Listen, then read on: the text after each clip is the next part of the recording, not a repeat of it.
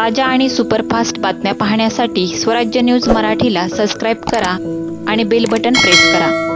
स्वतःच्या मोबाईलवर ऑनलाईन लहान मुलांचे अश्लील व्हिडिओ डाउनलोड करून पाहणाऱ्या तरुणाविरुद्ध सोलापूर शहर सायबर पोलिसात गुन्हा दाखल झाला आहे। दिल्लीच्या सायबर सेलकडून टिपलाईनवरून त्या संदर्भातील माहिती शहर पोलिसांना प्राप्त झाली होती।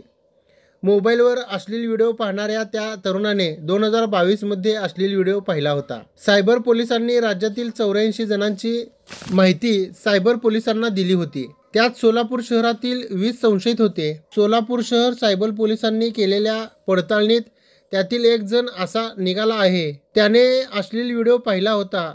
तो तरुण कापड दुकानात कामाला असून जेलरोड पोलिसांच्या हद्दीतील आहे। आपण मोबाईलवर बालकांचे अश्लील व्हिडिओ पाहत असताना कोणाला समजत नाही हा गैरसमज आहे। त्यावर दिल्ली सायबर पोलिसांचे लक्ष असते।